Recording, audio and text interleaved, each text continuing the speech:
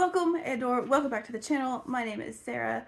I am very ill, but here we are. We're going to try and go over, in a quick fashion, some of the more recent reads that I have read. I'm going to try and run through these pretty quickly. In full transparency, I have actually filmed this once before and gone through these books in detail and really talked about why I didn't like them or I liked them. But I filmed that like 4 weeks ago at this point. Some of these books I finished at the beginning of June, the end of May, and just because of life and the way I rambled in that video, I have not been able to edit it down. So because the books in question that really made me ramble have full reviews elsewhere and I have a vlog going up featuring them, I'm going to refilm and we're just going to go through it real quick. And I'm going to try not to waste too much time. This is going to be a two-parter, because this list I have it goes all the way down the page. So we're going right in. The top of the list, I'm going to try and get through the arcs that I have read the past 2 months that are due some sort of video review. I like to talk about my arcs that I read on my channel just so everybody gets to hear about them. I do full written reviews. I always try to do an Instagram post if the book is 3 stars or above. So if you're friends with me anywhere on social media, you're going to see a post or content about an arc. So there's no worry there that you're going to miss something. We'll start at the top with In the Lives of Puppets by T.J. Klune. I gave this a 3. I was very disappointed in this. This one just did not quite hit right for me. I think that Klune was maybe trying too hard with his messaging and didn't build the world and the characters out to the level that he could have. This is a Pinocchio retelling about Victor, who is the last of the humans, or so he believes. And at the end of the book, we're led to believe that's not the case, possibly, but throughout the book, he is the last of the humans, and he is raised by a robot father who found him, was given him, as you're told at the beginning of the story, and something happens after he finds another robot and fixes it, brings it back to life, that causes him and his found family to go on a quest to save his father. There were a few big things besides just the world building and everything that didn't work for me. I felt like the romance that we were meant to buy, I could not buy it. I frankly actually really disliked it.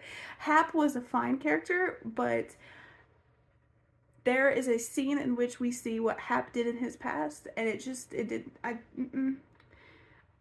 Trigger warnings for like murder, death of a child, that sort of thing. Just, it didn't work, and I was maybe just the wrong reader for that sort of a scene, that sort of a history to somebody, but just not for me. So this one was a 3. Didn't love it. It is what it is. Then I read Translation State by Ann Leckie, and I loved this one. This is a fantastic sci-fi book. I would highly recommend you pick this up if you enjoy sci-fi, if you enjoyed her Imperial Roch series, which is right here. I just reorganized my bookshelves, so I had to remember where it was. Loved this one. This is about 3 characters who come together. It starts off feeling almost like a cozy mystery and ends up with a question of who deserves human rights. And it was just so good. There are, from what I have been told, because I have not finished the Roch trilogy, there are cameos from characters in that trilogy in this one, but it is following a completely new cast of characters.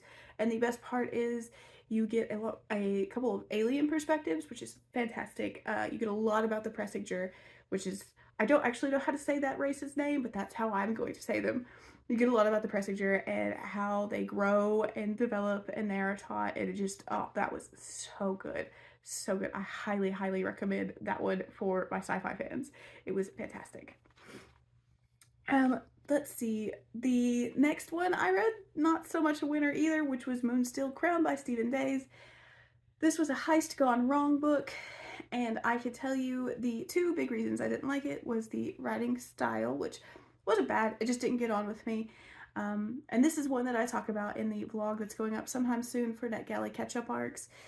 The big takeaway that I took away from this book is, 1, that world was dark and cold. It was dark and cold. So dark and cold. And the characters really like to inner monologue, and they like to do the way it was written was very frustrating because we would get like an argument that there was a line break after every address to the self. We weren't in the characters' minds. This was a third person limited, I think. It wasn't first person, and yet we were still getting italicized, you shouldn't have done that. Oh, but I did, didn't I? Like, to oneself in their mind. I don't know why, it didn't mesh with me. I also really did not like the representation of the one main female character. She just felt grossly grosser than the others. Just didn't work great for me.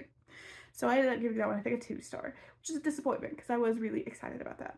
And the book that really tanked that review video before is Babel by R.F. Kuang. I initially gave this a 4 when I read it. I don't know if I want to leave it at a 4 or if I want to buck it down to a 3.5. I enjoyed Babel. Babel, everyone's heard about Babel. I didn't give a summary really of Moonsteel Crown because there wasn't much besides Heist Gone Wrong, but for Babel it's really hard to go into a summary on it. It is following a character named Robin Swift as he is half Chinese, and he is raised by an Englishman and sent to Babel, Oxford, and the Babel department to become a translator to help fuel the silverworking magic of Britain as they colonialize and take over the world. This is set in the Victorian-esque era, turn of the century sort of time, and the fall of Babel. So I really loved a lot about this.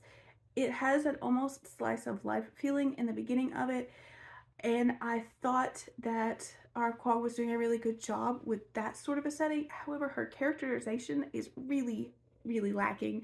Those characters felt fairly two-dimensional. I really disliked how she handled several of the characters' fates. I think she might have actually shot her message in the foot a little bit with Raj in particular. He was frankly wasted. I kind of would have expected what happened to him to happen in someone else's story, not in a story like this. And I did not like that. And I did not like the bleak martyrdom of the story. Don't go into this thinking that there's going to be any kind of happy ending for anyone, really, even those that survive, and most people don't. So I didn't love this. It was also very angry, which is fine typically, but I want that anger to be channeled into a message that's like subtle, and I don't know, it just felt really lacking for me in a lot of ways. And I think there is an elegance to think. There's a reason I don't play a barbarian in D&D, right? I like there to be subtlety and elegance in things when we want to teach someone something or to convey a message, and this just lacked that entirely. And that's alright, this just wasn't for me. I did agree with everything she was trying to say, and the story she was trying to tell I found interesting, but just the way it was done just did not work. And that's okay, not for everybody. That's the beauty of reading, we're all different.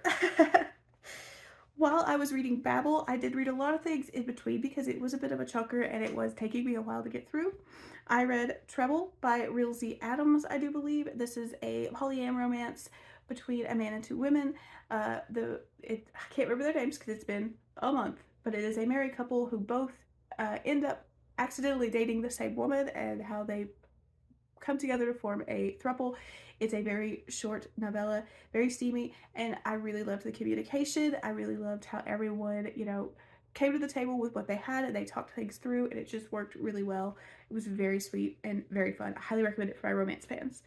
And the last thing I'm going to talk about in this video, like I said, I'm trying to make these really quick, is Cucumber Quest. I don't remember the author on this one, but I will have an image up here. This is a middle grade graphic novel that I thought was very fun, but it wasn't my favorite thing that I have ever read as far as middle grade graphic novels go. And it follows Cucumber, a young rabbit who is sent on a quest to save the kingdom when all he really wants to do is go to school. He wants to be, I think it's a magician, and his sister wants to be the knight that saves people.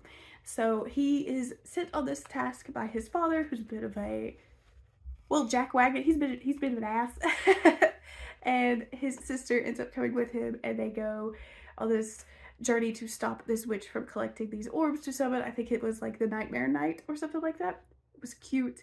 The artwork was very fun. It gave me some real Adventure Time vibes, and I love Adventure Time, but I think I ended up giving it like a 3. I don't know that I'll continue the series, but if you have a middle grade reader who likes things like Adventure Time and really cute, kind of wholesome fantasy comics, this would be a great one to give them. I liked it a lot. So that is the end of this one. I will be filming at least one more, maybe 2 more recent reads wrap-ups here in just a minute. So look forward to those. If you have any questions on any of these, like I said, I've tried to get through them really quick and give you some short summaries and short reviews. Let me know down below. I can give you more thoughts, or you could also go to the link tree that I linked down below, and it's got like my blog, my Goodreads, my Storygraph, all that good stuff. It should all be down there for you. But that is it. I'm just trying to play catch up today while I am not so feverish as I have been. And I will see you guys again next time. Thanks for watching. Like, comment, subscribe, all that good stuff. And I'll see you then. Bye.